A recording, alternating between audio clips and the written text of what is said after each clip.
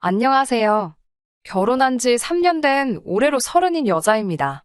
4살 연상의 남편을 만나 제가 이렇게 행복해도 되나 싶을 정도로 과분한 사랑받으며 살고 있습니다. 남들 다 있는 부모님 없이 자랐고, 그걸 이유로 어릴 적부터 남들에게 손가락질 받으며 상처 아닌 상처받고 자라왔습니다. 사춘기 때 많이 힘들어서 생모도 버리고 떠난 손녀딸을 키워주신 할머니 가슴에 대못도 박은 적이 있어요. 할머니는 결국 제 결혼식도 보지 못하고 돌아가셨네요. 아직도 그게 아쉬움이 많이 남습니다. 할머니 손에 자랐고 할아버지도 저 어릴 적에 돌아가셔서 집안 형편이 썩 좋은 편은 아니었어요. 엄마는 사진으로나마 봤지만 아빠는 정말 한 번도 본 적이 없습니다. 학창 시절에 공부는 곧잘 했지만 학비 문제로 제가 원하던 상위권 대학교는 나오지 못했어요. 그래도 다행스럽게 몸이 급격히 안 좋아지신 할머니를 위해 마침 집에서 가까운 대학에서 전액장학금 지원을 해줬기 때문에 그래도 대학교 졸업은 할 수 있었습니다.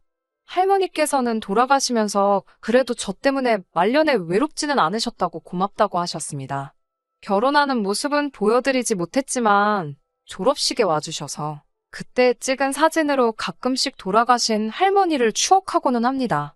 일자무식 노인네가 손녀딸 대학까지 보냈다고 엄청 자랑스러워 하시던 모습이 떠오르네요. 할머니가 돌아가신 후부터는 정말 말 그대로 저 혼자만 남게 되었어요. 학교도 졸업했고 언제까지 할머니 일은 슬픔에 살아갈 수 없어서 이리저리 알아보다가 평범한 중소기업에 취직하게 되었습니다. 그렇게 회사 생활하면서 직장과 집만 오가기를 반복하며 열심히 살고 있었습니다. 그때쯤 회사 부장님에게 자기가 어쩌다가 잘 알게 된 사람인데 참 괜찮은 사람이고 저도 오래 회사 생활하면서 봐오니 본인 생각에 우리 둘이 잘 어울릴 것 같다고 해서 소개를 받아 지금의 남편을 만나게 되었고요. 남편은 몸쓰는 기술직으로 기계 쪽에서 자는 시간 빼고는 그동안은 직장에 있는 기숙사에서 생활하면서 열심히 돈을 벌었다고 하더라고요. 시부모님이 결혼을 그 당시에도 늦게 하신 편인데 자식복이 없으셨는지 결혼 후 몇 년이 지나서야 첫째인 아주버님을 가졌다고 들었습니다. 남편은 아주버님보다 2살 어리고요. 아무튼 남편도 원래 결혼 생각은 딱히 없었고 그냥 돈이나 모으자는 생각으로 일만 하면서 살았는데 하나둘씩 주변 친구들 장가가고 애 낳고 하는 거 보니까 그때쯤부터 혹시 이대로 나는 평생 혼자 살게 되는 게 아닐까 하는 생각이 들었다네요.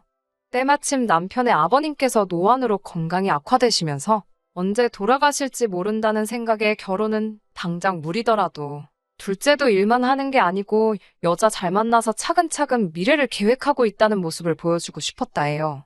저도 딱히 결혼에는 흥미가 없었는데 그래도 남편을 알고 오랜 시간을 같이 지내다 보니 이 사람이 남편감으로 참 좋은 사람인 것 같구나 하는 생각을 했습니다. 저도 처음 하는 연애였지만 남편도 역시 일만 한다고 대학교 졸업한 이후로 연애하는 건 제가 처음이라고 하더라고요.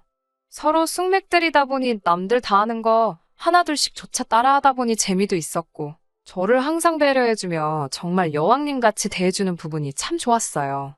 돌아가신 할머니 이후로 저한테 끼니 때마다 밥은 먹었냐고 물어봐주는 사람은 남편이 유일했거든요. 남편은 연애 상대에게 평소에 무슨 말을 해야 하는지 모르는데 괜히 대화가 끊기면 안 될 것 같아 억지로 한 말이라는데 저는 그게 참 좋았습니다. 그렇게 회사를 나가지 않는 날에는 당시 연애 중이던 남편과 거의 대부분의 시간을 보냈는데 남편이 언젠가 저에게 자기 부모님을 소개시켜주고 싶다고 하더라고요. 아버님이 많이 편찮으시다는 말을 들었었고 저도 할머니에게 대인 한번 소개시켜주지 못한 게 한으로 남아있으니 결혼 이야기가 오가지 않던 상황이더라도 남편이 저를 가족들에게 소개시켜주고 싶어하는 이유가 충분히 이해가 갔어요. 뭐 어려울 게 있겠냐는 마음으로 남편을 따라 나섰습니다. 그리고 그때쯤 저도 막연히 이 사람하고는 결혼까지 할 수도 있지 않을까 하는 생각도 가지고 있었고 상대방의 부모님을 찾아뵈는 건 그 수순 중에 하나라고 생각했었으니까요. 시부모님을 처음 봤을 때 참 두 분 생김새 여기저기가 남편하고 많이 닮아있다는 생각을 받았습니다. 사진으로밖에 못 본 엄마와 한 번도 본 적 없는 아빠가 제 곁에 있었다면 저도 그 두 사람을 많이 닮았을까 하는 생각이 들기도 했네요. 시부모님이 불쑥 던지신 부모님은 뭐 하시냐는 말에 남편이 시부모님께는 제가 부모님이 안 계시다는 걸 전해받지 못하신 듯 했습니다. 어릴 적에는 부모님이 안 계신다는 게 많이 부끄러웠고 그걸로 상처를 받았지만 제 부모와도 마찬가지인 할머니가 제 가슴속에 살아 숨쉬고 계셨으니 할머니가 돌아가신 뒤로부터는 그게 절대로 저의 흠이라고 생각한 적 없습니다. 난감해하는 표정을 짓고 있던 남편을 뒤로하고 저는 두 분께 당당하게 부모님은 안 계시고 할머니 손에 자랐다고 대답해 드렸습니다. 다행스럽게도 시부모님도 그 사실이 별로 개의치 않는 듯한 눈치셨어요. 저한테 그런 줄은 몰랐다며 미안하다고 심심한 사과 한마디 하시고 다시 할머니는 뭐 하시냐 물으시더군요. 할머니는 오래전에 병원으로 돌아가셨다고 말씀드렸습니다. 자꾸 건드려선 안 될 곳을 건드리는 질문을 하시는 것 같아 두 분도 굉장히 미안해 하셨어요. 저는 별거 아니라고 마음에는 할머니가 아직 살아계시면 참 좋았겠지만 제가 학교 다니면서 병수발을 해드렸는데 그때부터도 저한테 미안하다며 일찍 가야지 하셨다고? 그래도 많이 아프지 않고 돌아가신 게 오히려 다행이었다고 자연스럽게 대화를 이어나갔습니다. 그렇게 평범한 식사 자리를 마치고 인사드리고 돌아가려는데 두 분께서 저한테 그래서 결혼은 언제쯤 할 생각이냐고 물어봤어요. 남편은 엄마한테 왜 그러냐며 우리가 알아서 한다고 퉁명스럽게 대답했고요. 예비 시부모님이 그렇게 물어보셨다고 저도 곧장 결혼을 결심한 건 아니지만 그렇게 관심 없다는 듯이 대답하는 남편의 말투에 내색은 못했지만 내심 서운한 마음이 들었습니다. 결국 나중에 가서야 오해를 풀긴 했지만 저는 그때 받은 느낌이 저랑은 결혼할 생각이 없다는 듯한 반응처럼 보였거든요. 그리고 저희 가정사 같은 개인적인 부분은 한마디 언급도 한 적 없던 것처럼 보였고요. 자초지종은 따로 있더라고요. 작년에 남편의 형, 그러니까 아주버님이 결혼을 했다고 하네요. 그런데 아주버님이 무리해서 서울에 신혼집을 구하는 바람에 시부모님이 원래 아주버님 결혼할 때 주려고 했던 지원금보다 예산을 훨씬 뛰어넘었다고 하는 겁니다. 때마침 남편이 여태껏 일해서 모아놓은 돈이 1억 5천 정도가 있었는데 그 돈까지 끌어다 쓰셨다고 하네요. 그 돈은 남편이 훗날 본인이 결혼할 때 쓰거나 결혼하지 않더라도 그 돈을 가지고 집을 사려던가 하려던 계획으로 모은 돈이라고 하네요. 다른 사람도 아니고 자기 부모님한테 빌려준 돈이니 그 돈을 갚으라고 독촉도 할 수 없는 노릇이고 그래서 자기는 부모님한테 그 돈을 받으면 그때 가서 저에게 청혼을 하려던가 하던 계획이었다고 하더라고요. 그리고 저희 부모님 이야기 같은 개인사에 대해서도 따로 이야기를 분명히 한 적이 있는데 대충 들으신 건지 기억을 잘 못하셨나 보다 하더라고요. 솔직히 저도 막막하긴 했습니다. 당시 남편 말 맞다나 그 돈은 정말 기약 없이 묶여있는 돈이라는 생각이 들었어요. 아버님이 몸 안 좋아지면서 직장도 그만두셨고 어머님이 동네에서 간단한 소일거리 하시며 돈을 벌고 있긴 하지만 그 돈을 언제 모아서 1억 5천을 만들겠어요. 그렇다고 남편 시켜서 그 돈을 받아내서 결혼하자고 우길 수도 없는 노릇이었고요. 저는 아무것도 없이 시작하는 것도 나쁘지 않다고 생각했지만 남편은 그래도 집 정도는 있는 편이 안정감이 다르지 않겠냐고 조금만 더 기다려보자는 눈치였습니다. 그러던 중에 남편 없이 저 혼자만 어머님의 호출로 어머님을 만나게 됩니다. 하시는 말씀은 아버님 몸이 날이 갈수록 안 좋아지는 바람에 돌아가시기 전에 둘째도 결혼하는 모습을 보여주고 싶다고 하시더라고요. 오지랖인지는 모르겠지만 우물쭈물하다가 당시 남편이 가지고 있던 고민거리에 대해서 시어머니께 다 털어놨습니다. 이래이래 해서 남편이 결혼을 미루고 있는 눈치다. 힘든 상황인 거 알지만 아무쪼록 두 사람이서 이야기 먼저 해보시면 좋겠다고요.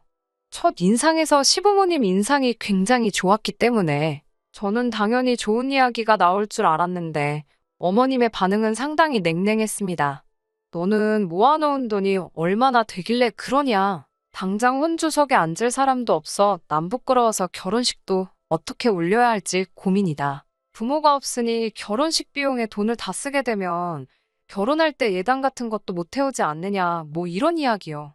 상처가 크기는 했지만 애초에 남편도 꺼내지 않은 돈 이야기를 오지랖 부려서 꺼낸 건 저였으니 크게 내색은 하지 않았습니다.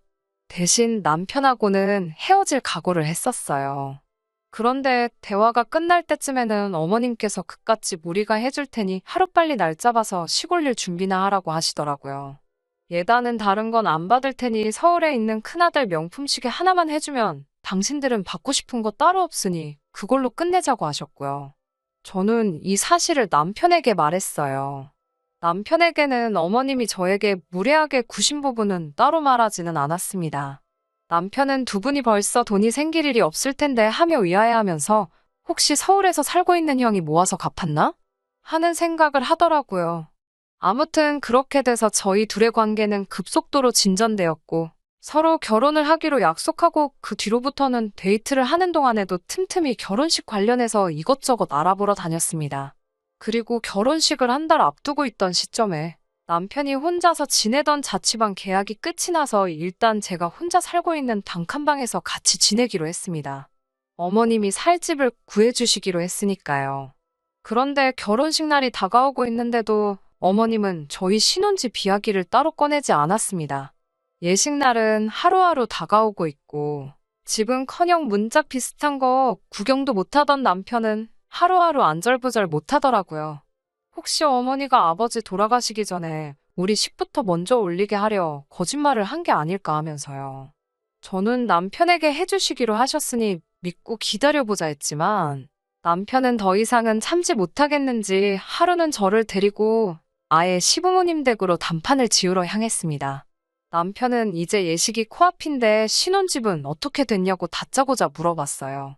어머님은 물끄러미 남편을 쳐다보더니 집은 이미 되어 있지 않느냐 하고 자신있게 대답하시더라고요. 남편은 준비가 되었으면 가타부타 말을 해주셨어야지 아무 말이 없으셔서 매일같이 고민하지 않았냐고 따졌고 집도 우리 의견 하나도 안 물어보고 구하시면 어떡하냐고 따졌지요. 그런데 시어머니가 준비한 집은 정말 상상도 못한 곳에 있었습니다. 바로 여기 저희가 서 있던 시부모님 집이었어요. 이 집을 저희가 결혼하면 준다는 게 아니라 그대로 시댁으로 들어와 살라는 거였죠. 저도 저지만 남편도 얼이 빠져서 아무 말도 잊지 못하고 멍하니 서 있더라고요. 지금 이 집으로 들어와서 신혼살림을 차리라는 거냐 재차 물으니 제대로 들어놓고 못 들은 척을 하냐고 화를 내시더라고요. 이제 귀찮으니까 얼른 가보라는 식으로 말입니다. 어머님 말은 그 1억 5천을 다 죽어가는 노친네 하나랑 동네에서 근근히 일감받아다 하루 벌어 하루 먹고 사는 내가 무슨 수로 모으느냐. 다행히 이 아파트가 그 정도 돈은 하니 자기들 죽고 나면 너네 이름으로 물려주겠다 하십니다. 남편이 입에 거품을 물 정도로 큰 소리로 따지면서 그게 무슨 말도 안 되는 소리시냐고. 지금 그러니까 자기 보고 부모님을 모시고 살라는 거냐 따졌어요. 어머님은 자식이 부모 모시고 사는 게 뭐가 문제가 되냐는 듯이 따지셨습니다. 자기가 집에 있으니 집안일 하면 되고 마침 제가 할머니 아프실 때 수발 들었다는 걸 이유로 수발 잘하는 며느리도 식구로 들어오니 아픈 네 아빠 병수발 들고 그러면 나도 편하고 얼마나 좋냐고. 자기도 이제 늙고 지쳐서 몸 불편한 아버님 뒷수발하는 거 힘들어서 못 해먹겠는데 자기가 살림해주고 제가 아버님 수발 들면 되니까 모두한테 잘 된 거 아니냐고. 감히 그런 말을 저를 앞에다 두고 뻔뻔하게도 하시더라고요. 가만히 있는 저까지 걸고 넘어지시니 그때는 저도 결혼이고 뭐고 화를 참을 수가 없어서 한마디 했습니다. 고아 며느리라고 너무 우습게 보시는 거 아니냐고. 저한테 큰아주버님 시게 해주신다고 1,000만 원까지 뜯어가셔놓고는 그때는 미리미리 잘도 말씀해주시더니 제일 중요한 걸 이제 와서 말해주시는 이유가 뭐냐고 따졌어요. 남편은 또 그 시계 이야기는 처음 들으니 그건 또 무슨 소리냐면서 불같이 화를 내더라고요. 옛날부터 남편은 둘째라고 첫째인 형님에게 많은 걸 양보하면서 자랐다고 합니다. 그거 가지고도 자기는 내색 한번 한 적이 없는데 집안 전 재산을 털어서 형 장가 보내놓더니 봉양은 왜 자기한테 떠넘기느냐고 따지더군요.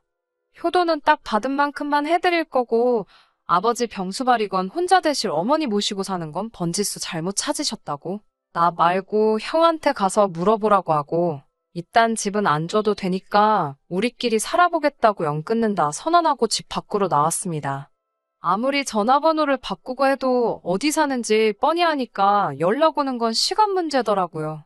아무리 그래도 부모와의 연을 그렇게 쉽게 끊을 수 있는 건가 싶고 이게 괜히 나 때문에 벌어진 일이 아닌가 싶고 해서 남편한테는 헤어지자고 했었습니다.